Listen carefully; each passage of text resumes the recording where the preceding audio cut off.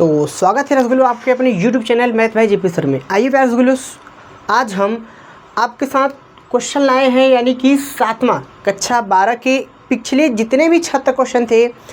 हमने पिछली वीडियो में 76 क्वेश्चन को बहुत बेहतरीन तरीके से कवर कर लिया था।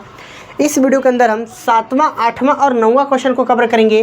क्या है क्वेश्चन, आइए क्वेश्चन को पढ़ते हैं। क्वेश्चन कह रहा है, निम्नलिखित में से प्रत्येक स्थिति में बतलाइए कि क्या दिए हुए फलन एकाकी आच्छादक है, अपने उत्तर का औचित्य में बताएं।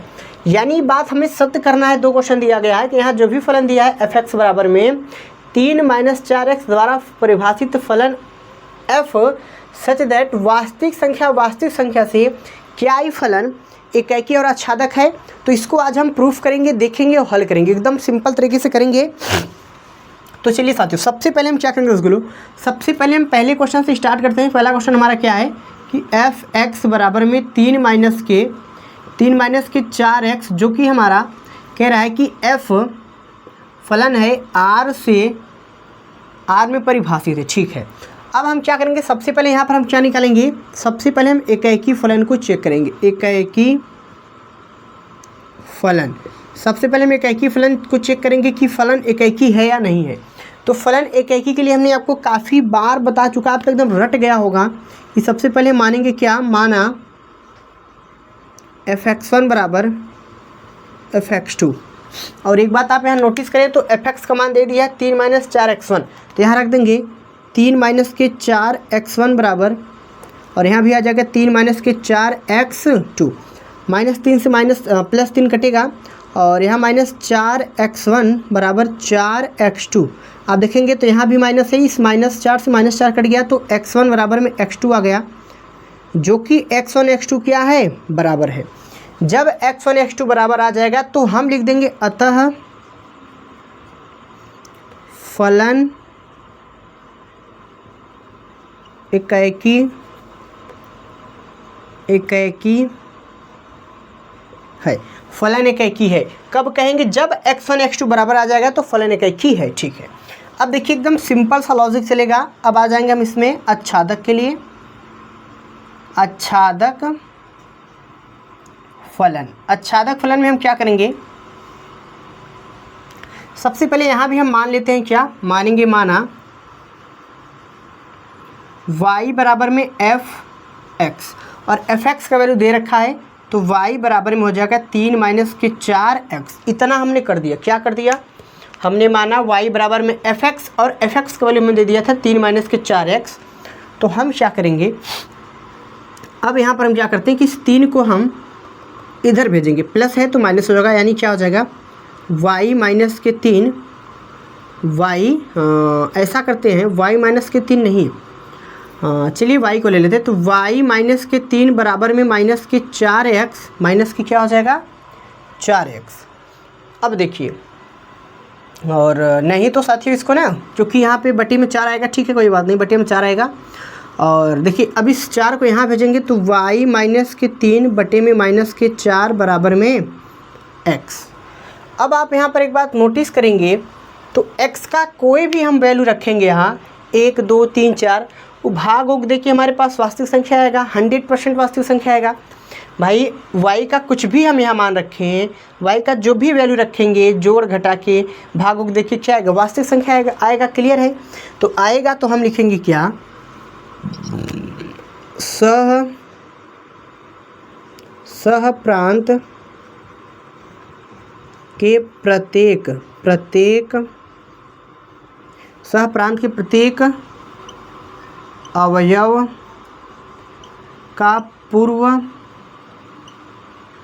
प्रतिबिंब प्रांत में विद्यमान है,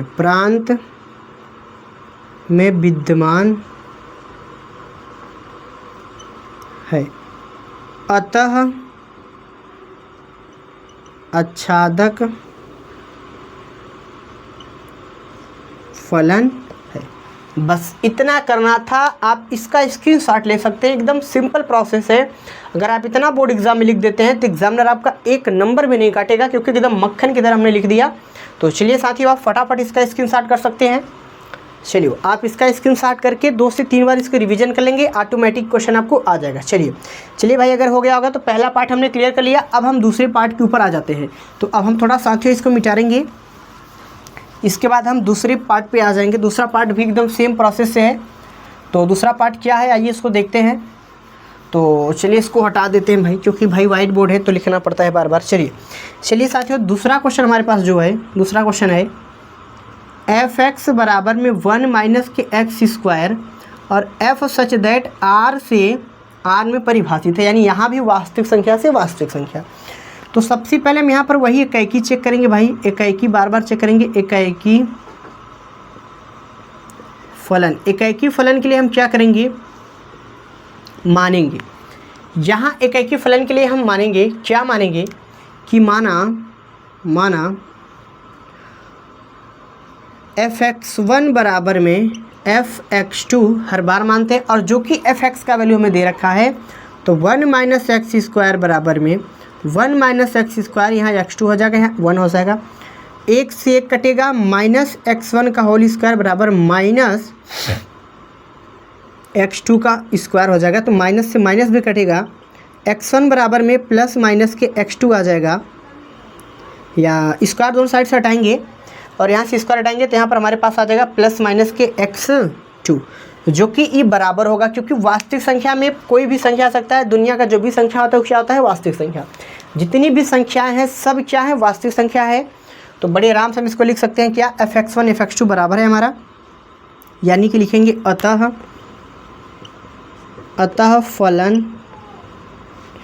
फलन इकाई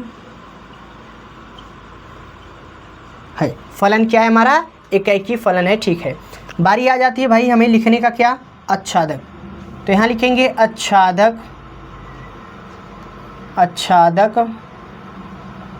फलन। आच्छादक फलन में हम क्या लिखेंगे, यहाँ भी मानते हैं बार बार, तो फिर मानेंगे कि माना y बराबर में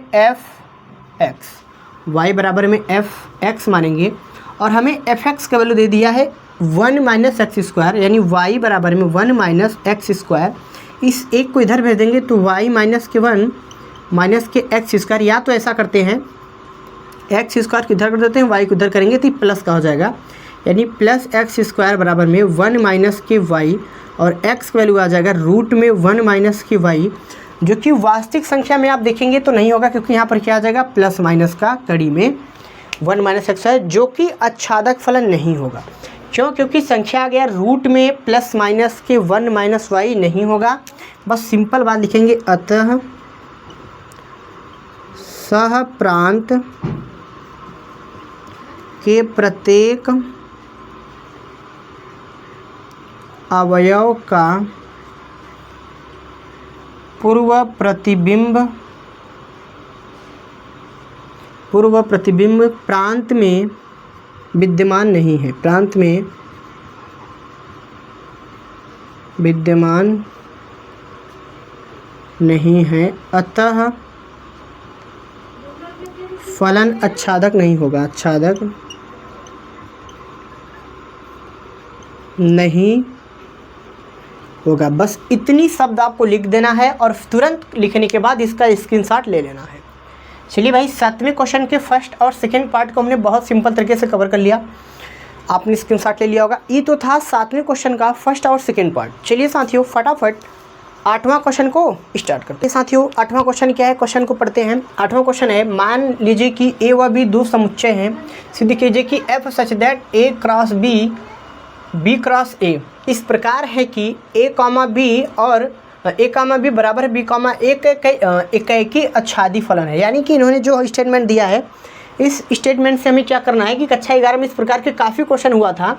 तो आपको याद होगा कि ए क्रॉस बी और बी क्रॉस ए, इन सभी के अवयव क्या होंगे, आपस में बराबर होंगे। ये बात हमें यहाँ लिखना है। तो देखिए, हालांकि इसको हम एकदम सिंपल तरह से कराते हैं। सिंपल तरह क्या होगा, हल में हम सबसे पहले इकाई लिखेंगे, इकाई फलन। इकाई फलन में हम यहाँ पर क्या लिखेंगे, आइए देखते हैं।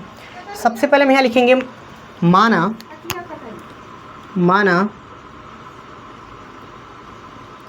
fx1 बराबर fx2 जब हमारे पास हो जाएगा तो फलन एक ही होगा, लेकिन fx1 का वैल्यू हमें यहाँ क्या दे दिया है, यहाँ पर f(a1, b1) बराबर f(v2, a2,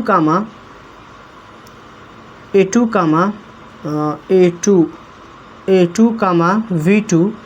अब यहाँ पर लिखेंगे चूँकि f(b1, a1) बराबर f, इसको घुमा के लिखेंगे यानी v2, a2। अब इनको तुलना कर देंगे, क्या कर देंगे, तुलना करने पर जब इसका तुलना कर देंगे तो हमारे पास a1, a2 बराबर b1, v2 क्या आ जाएगा, बराबर आ जाएगा। जब ये बराबर आ जाएगा यानी x1 x2 हमारा क्या हो गया, बराबर हो गया। लिखेंगे अतः फलन एकाएकी है। बस इतनी शब्दों में लिखना था कि अतः फलन क्या है, एकाएकी फलन है। ठीक है, बी वाले में हमें क्या देखना है, बी वाले में हमें एक बात यहाँ समझना है कि आच्छादक फलन के लिए सिंपल लिखना है आच्छादक फलन। देखिए एक बात आप ध्यान दीजिएगा, यहाँ पर सबसे पहले आपको मानना होगा कि a1 b1 a2 b2, फिर अगली लाइन में इनको घुमा देना है। घुमाने के बाद सीधा तुलना कर देंगे तो a1, a2 b1, b2 आ जाएगा, जो कि हमारा x1 x2 बराबर हो जाएगा। तो कहेंगे फलन एकाएकी फलन है। आच्छादक में क्या कहेंगे, हम मानेंगे। अच्छा माने क्या भाई, यहाँ पर देखिए आप, यहाँ पर हम लिखेंगे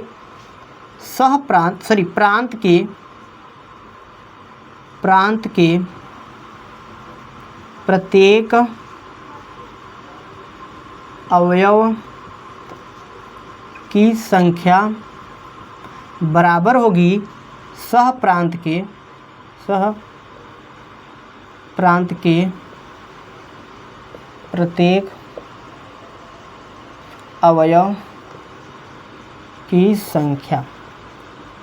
इसका मतलब है प्रांत के प्रत्येक अवयव की संख्या सह प्रांत, यानी इन सब के प्रत्येक अवयव की संख्या क्या होगी, बराबर होगी। तभी हम कहेंगे फलन क्या है, आच्छादक है। यानी सह प्रांत के प्रत्येक अवयव का पूर्व प्रतिबिंब प्रांत में विद्यमान है। बस इस लाइन को लिख दीजिए, आपका क्वेश्चन हो। अतः सह प्रांत के प्रत्येक अवयव की प्रतिबिंब प्रांत में विद्यमान है। अतः फलन आच्छादक है। अतः फलन आच्छादक है।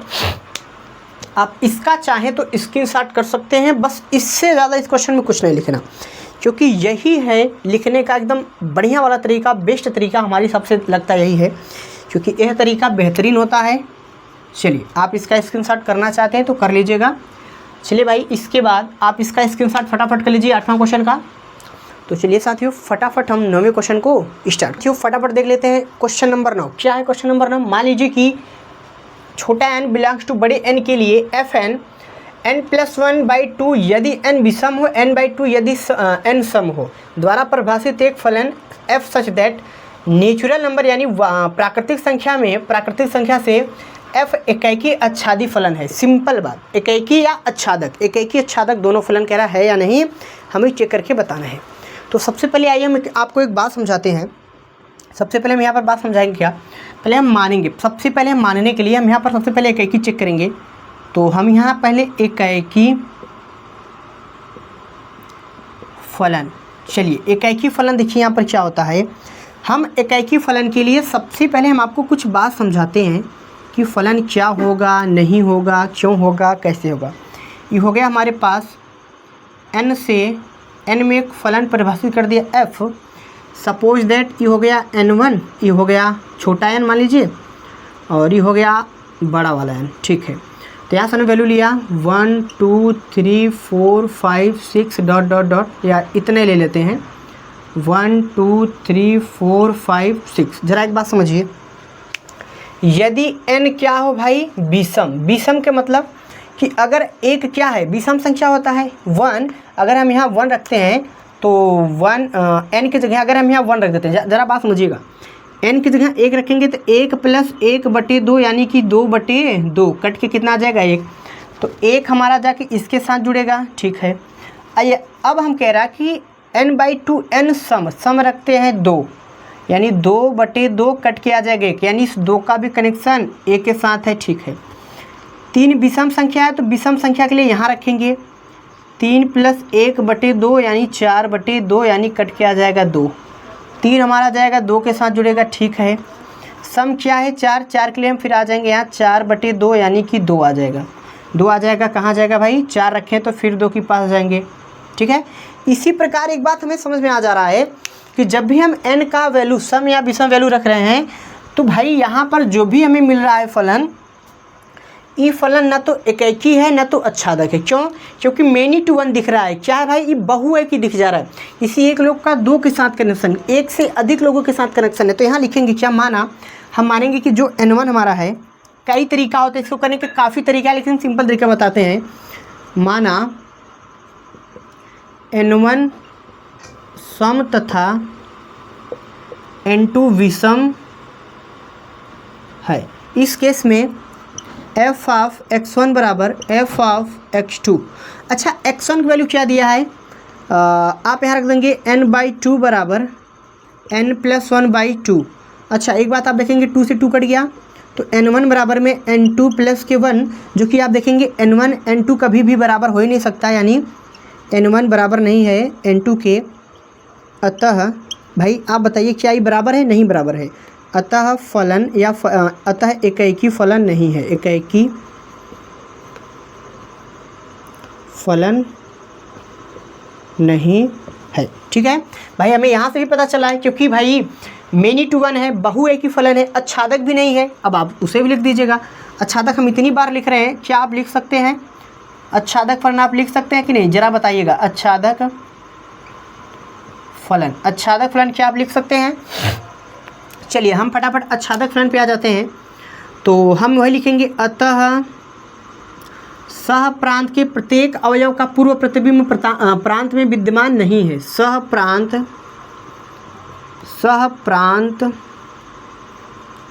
के प्रत्येक अवयव का पूर्व प्रतिबिंब प्रांत में विद्यमान नहीं है, अतः फलन हमारा अच्छादक नहीं, फलन अच्छादक नहीं है, अतः फलन अच्छादक नहीं है। ये रहा हमारे 9वें क्वेश्चन का फाइनल आंसर। आप इसका स्क्रीनशॉट ले सकते हैं भैया, बहुत सिंपल तरीके से, कोई दिक्कत वाली बात नहीं है, तो आप इसका स्क्रीनशॉट कर लीजिए। चलिए हो गया होगा। तो चलिए साथियों, आज के इस वीडियो में मात्र इतना ही। अगले नेक्स्ट वीडियो में जितने भी प्रश्नावली के 1.2 के क्वेश्चन बचे हैं, अगली वीडियो में सब कवर कर लेंगे। तो आशा करते हैं कि आपको वीडियो बहुत अच्छा लगा होगा। अगर आपको वीडियो अच्छा लगा हो तो एक प्यारा सा कमेंट, क्योंकि देखिए आपका कमेंट ही थोड़ा सा मोटिवेट करता है, तो आप लोग कमेंट ज़रूर किया करें। और चैनल पर नए हैं तो चैनल को सब्सक्राइब जरूर करें। तो चलिए मेरे साथियों, मिलते हैं नेक्स्ट धमाकेदार मज़ेदार वीडियो के साथ।